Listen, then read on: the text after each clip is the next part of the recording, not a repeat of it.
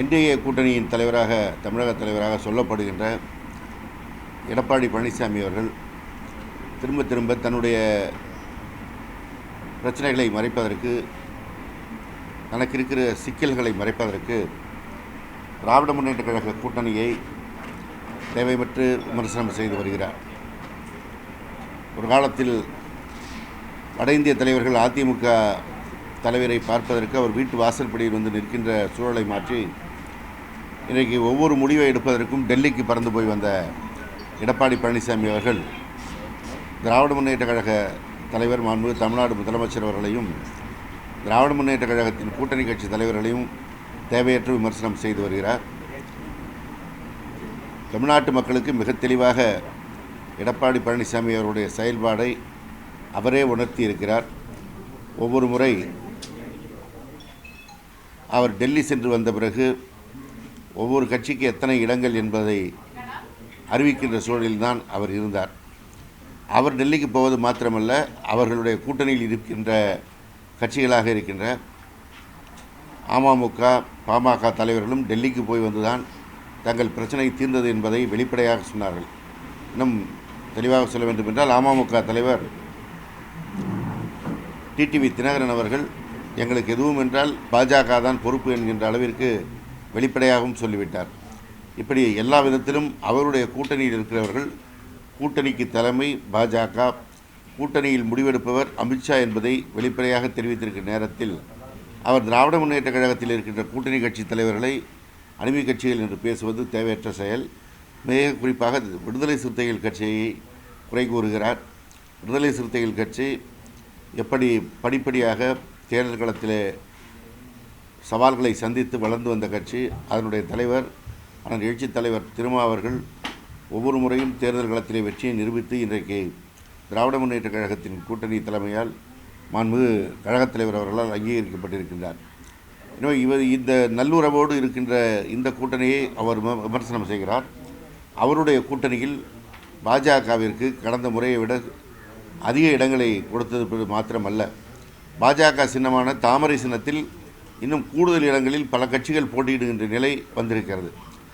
பாஜகவுடைய 27 இடங்கள், தமாகவுடைய 5 இடங்கள் இல்லாமல் இன்னும் அவருடைய கூட்டணியில் இருக்கின்ற இந்திய ஜனநாயக கட்சி, ஜான் பாண்டியனின் தமிழக மக்கள் முன்னேற்றக் கழகம், புதிய நீதி கட்சி போன்ற கட்சிகள் எல்லாம் தாமரை சின்னத்திலே போட்டியிடுகின்ற நிலை வருகின்ற பொழுது, இந்த தமிழகத்திலே நோட்டாவுக்கு கீழே வைக்கப்பட்டிருந்த தாமரைக்கு இன்றைக்கு அவர் ஒரு மிகப்பெரிய இடத்தை கொடுத்திருக்கிறார்.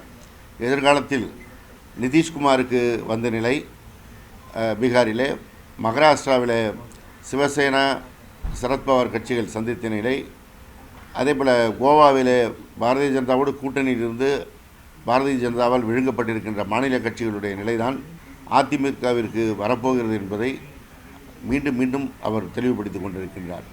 எனவே இப்படிப்பட்ட சூழலில் முதலில் அதிமுக தொண்டருடைய சுயமரியாதையை காக்கின்ற வகையில் அவருடைய நடத்தை இருப்பது தான் திராவிட கட்சி என்று சொல்லிக்கொள்ளிருக்கின்ற நிலையில் அதிமுகவிற்கு ஒரு ஏற்படக்கூடிய களங்கத்தை துடைக்கின்ற செயலாக இருக்கும்.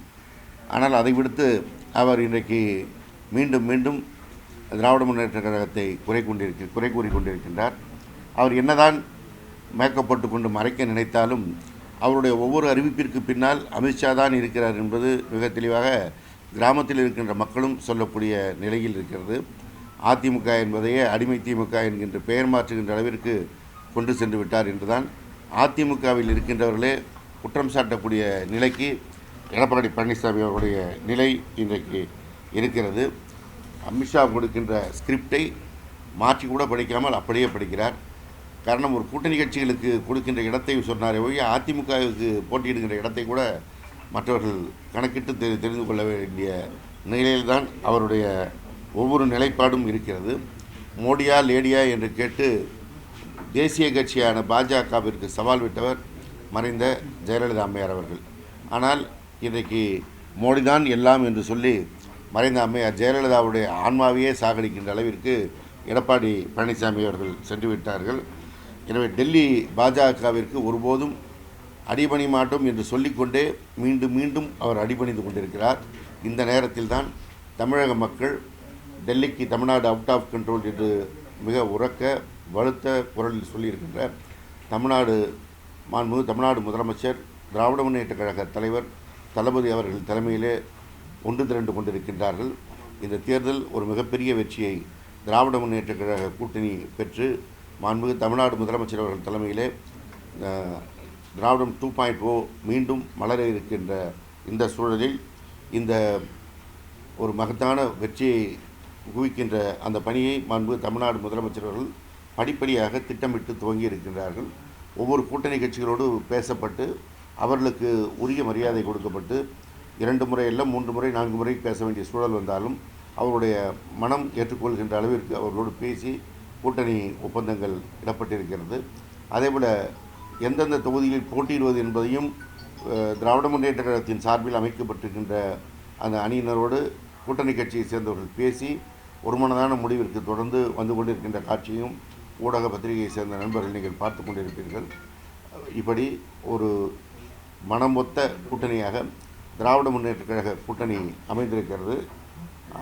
என்டிஏ கூட்டணி என்பது டெல்லியில் அமித்ஷாவுடைய கட்டளைக்கு ஏற்ப அவருடைய வாய் அசைவுக்கு ஏற்ப அமைந்திருக்கிறது. ஒரு சுயமரியாதையோட தன்மானத்தோடு இயங்குகின்ற திராவிட முன்னேற்ற கழக கூட்டணி மகத்தான வெற்றி பெறும். மாண்பு தமிழ்நாடு முதலமைச்சர் அவர்கள் மீண்டும் தமிழ்நாட்டினுடைய முதலமைச்சராக பொறுப்பேற்பார்கள். அங்கீகரிக்கப்படாத தேமுதிகவிற்கு கூடுதல் இடங்கள் கொடுத்திருக்காங்க, விடுதலை சிறுத்தை கட்சிக்கு குறைவான இடங்கள் கொடுத்திருக்காங்க எடப்பாடி பழனிசாமி. இதற்கு மிக தெளிவாக எழுச்சி தமிழர் விடுதலை சிறுத்தைகள் கட்சியின் தலைவர் அண்ணன் திருமா அவர்கள் பதிலளித்திருக்கின்றார்கள். காங்கிரஸ் கட்சிக்கு கூடுதல் இடங்கள் கொடுத்தாக நீங்கள் கூறினால் அது தவறு. அது ஒரு பாரம்பரியம் மிக்க கட்சி, தமிழகத்தை ஆண்ட கட்சி, அதனால் அதற்கான இடத்தை கொடுத்திருக்கிறார்கள். அதே போல் தேமுதிகவும் தமிழகத்திலே எதிர்க்கட்சியாக இருந்த ஒரு கட்சி, எனவே அதற்கான ஒரு அங்கீகாரத்தோடு அந்த இடங்கள் அளிக்கப்பட்டிருக்கிறது.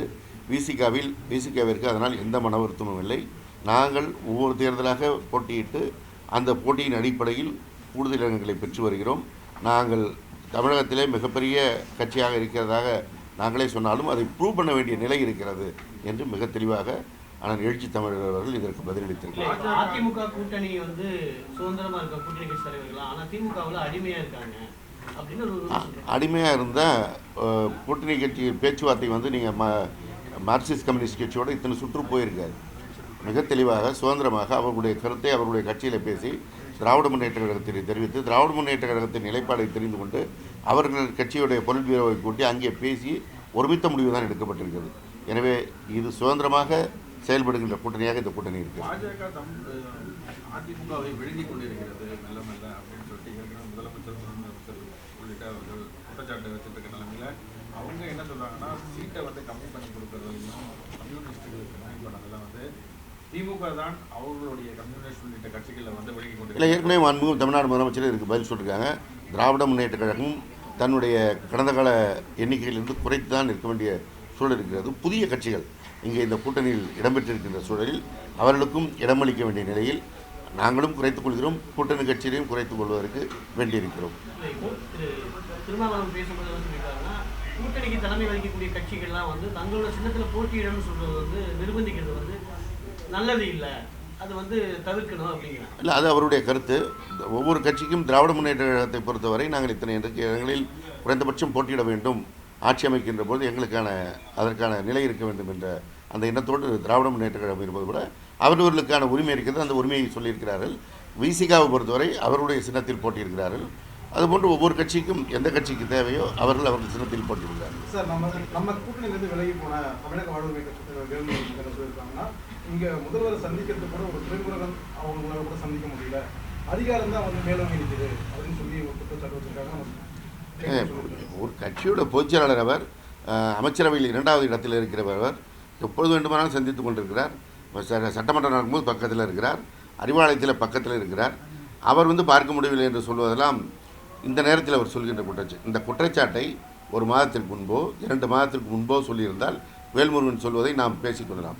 அவர் கேட்ட இடம் கிடைக்கவில்லை என்ற ஒரே காரணத்திற்காக இன்றைக்கு அவதூறை வாரி தூற்றுவது என்பது தவறான ஒரு செயல்பாடு. அதே மாதிரி இது சிஎம் சாருக்கு அருகிலே இருக்கக்கூடிய அதிகாரமிக்க ஒரு ஆட்சி தான் நடந்துகிட்டு இருக்கு, அதிகாரமிக்கவர்களால் தான் ஆட்சி பண்ண முடியுது அப்படின்னு சொல்றாங்க. சார், இது எந்த விதத்தை பார்க்க? நிச்சயமாக கிடையாது. நான்லாம் சிஎம் பக்கத்திலே இல்லை, தூரத்தில் இருக்கின்ற ஒரு அமைச்சர். ஆனால் என்னிடத்திலே போக்குவரத்துறையை கொடுத்து நிர்வகிக்க சொன்னார். முதலமைச்சரை பொறுத்தவரை யார் செயல்படுகிறார்களோ அவர்கள் மீது நம்பிக்கை கொண்டு செயல்படுகின்ற ஒரு முதலமைச்சராக இருக்கிறார். மிக தெளிவாக எல்லா அமைச்சர்களும் ஒத்திசைந்து செயல்படுகின்ற ஒரு கூட்டு மந்திரி சபை என்கின்ற இடத்தில் இந்த மந்திரி சபை இருக்கிறது. அதேபோல் திராவிட முன்னேற்ற கழகம் என்பது மாவட்ட செயலாளர்கள் வரை ஒவ்வொரு முறையும் அழைத்து பேசி கருத்து கேட்டு செயல்படுகின்ற ஒரு ஜனநாயக இயக்கமாக இருக்கிறது.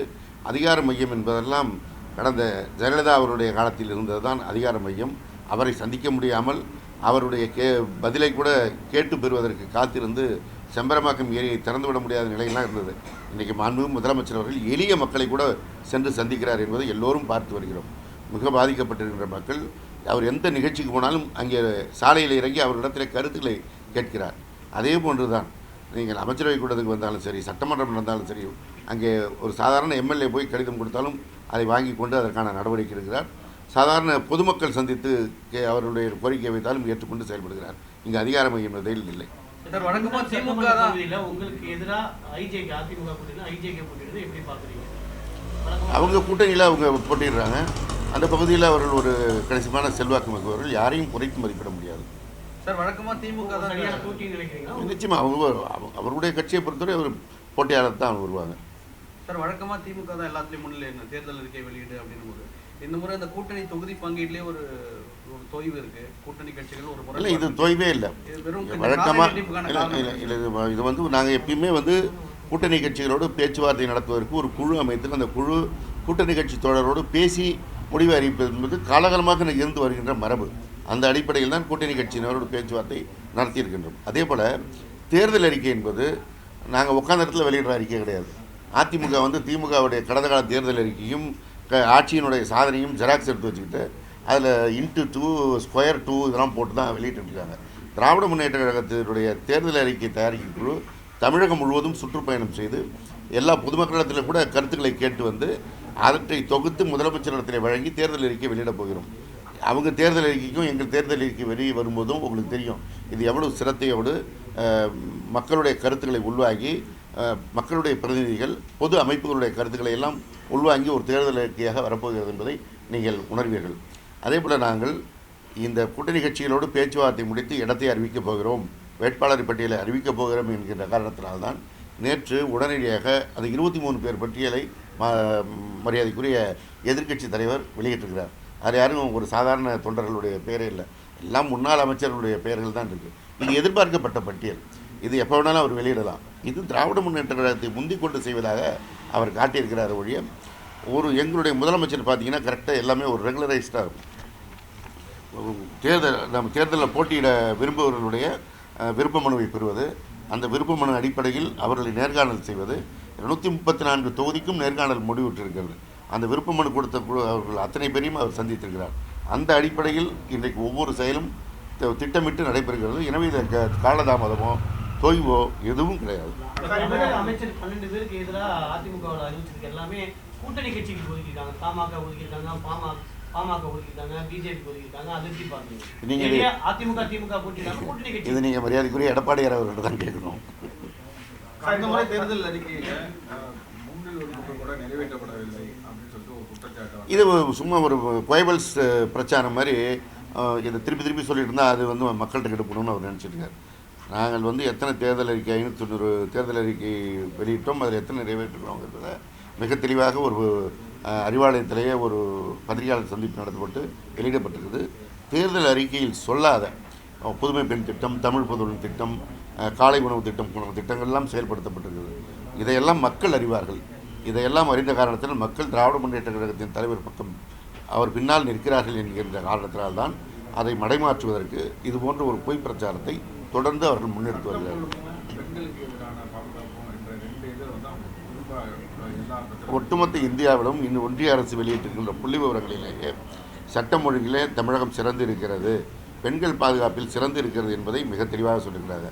இன்னும் சொல்லப்போனால் தலைமை தேர்தல் கமிஷனர் ஞானேஷ்குமார் அவர்கள் பத்திரிகையாளர் சந்திப்பிலே சொல்லுகிறார், தமிழகத்தில் மிக சிறப்பாக சட்டம் ஒழுங்கு பிரச்சனை சரியாக இருக்கிறது, எங்களுக்கு எந்த பெரிய அதில் ஒரு கருத்து மாறுபாடு இல்லைன்னே சொல்லுகிறார். இவங்க வந்து தேர்தலுக்காக இதை சொல்லி கொண்டிருக்கிறார்கள். வெளியில் இருக்கிறவர்களே இங்கே வந்து இப்போ இருந்தால் தமிழ்நாட்டில் பாதுகாப்புன்னு தான் வட இந்திய தொழிலாளர்கள் இங்கே வந்து பணிபுரிய வந்து கொண்டிருக்கிறார்கள். எல்லோருக்குமான ஒரு பாதுகாப்பு அளிக்கின்ற மாநிலமாக தமிழகம் இருக்கிறது. சார், இப்போ அதிமுகவை பொறுத்தவரையும் இந்த கூட்டணி கட்சிகள் அவருடைய சின்னத்திலேயே வந்து அவங்க வந்து வேட்புமனு தாக்கல் பண்ணலாம், பிரச்சாரம் தாக்கல் பண்ணலாம். ஆனால் திமுகவை பொறுத்தவரையும் உதவி செய்யணும் தான் நிற்கணும்னு சொல்லிட்டு அழுத்தம் கொடுக்குறாருன்னு சொல்லி எடப்பாடி சொல்லியிருக்காரு. எப்படி பார்க்குறீங்க? அப்போ அவங்க கூட்டணி நிற்க போகிற புரட்சி பாரதம் எந்த சின்னத்தில் நிற்க போகிறாங்க? அவர் எந்த சின்னத்தில் நிற்க சொல்லியிருக்காங்க? ஒரு சில கட்சிகள்லாம் இல்லை. பாஜகவுடைய கூட்டணி உள்ளே வந்திருக்கிற தமாக எந்த சின்னத்தில் நிற்க போகிறாங்க? ஐஜேக்கு எந்த சின்னத்தில் நிற்க போகிறாங்க?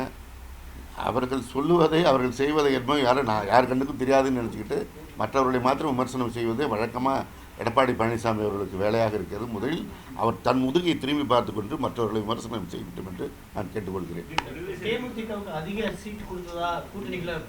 இல்லவே இல்லை, பிரச்சனைலாம் இல்லை. அப்படி உங்கள்கிட்ட யாராவது சொன்னாங்களா? யாருமே சொல்லலையா?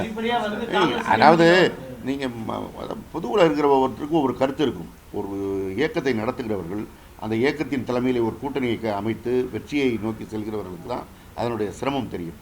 அதை மிக தெளிவாக நேர்த்தியாக எங்களுடைய கழகத் தலைவர் மாண்புமிகு தமிழ்நாடு முதலமைச்சர் அவர்கள் செய்திருக்கிறார். இதை எல்லோரும் பாராட்டி கொண்டு தான் இருக்கிறார்கள். அவர்களுடைய நிலைப்பாடு தெரிஞ்சு போச்சு. என்டிஏ கூட்டணிக்கு தோல்விதான் அவங்க முடிவாயிட்டாங்க. அதனால் வாய்க்கு வந்து அதை பேசிக்கொண்டு 23 கட்சிகள் கூட்டணியில் இருந்தாலும் கூட ஏற்கனவே போட்டியிட்ட கட்சிகளுக்கான இடங்கள்லாம் குறைச்சிட்டு தேமுதிக 10 இடங்கள் கொடுத்தது ஒரு நெருக்கடி. அதான் நான் மீண்டும் சொல்கிறேன். நாங்கள் திராவிட முன்னேற்ற கழகத்தினுடைய எண்ணிக்கையும் குறைகிறது. நாங்கள் மற்றவர்களுக்கு மாத்திரம் குறைக்கல. நாங்கள் எங்களுடைய எண்ணிக்கையும் குறைக்க வேண்டிய இடத்தில் இருக்கிறோம். குறைத்து கொண்டு உங்களுக்கு கொடுத்துருக்கிறோம் என்று தான் சொல்லியிருக்கிறோம். அதனால் எந்த கருத்து மாறுபாடும் இல்லை. எல்லோரும் மனமகிழ்வோடு இது ஒத்திசைவோடு இந்த தேர்தலை சந்திக்க இருக்கிறோம். வெற்றி பெறுவோம். அவர் எங்கே போனாலும் கூட்டணி வெல்லும் அப்படின்னு அவர் பாவம் அவருக்கு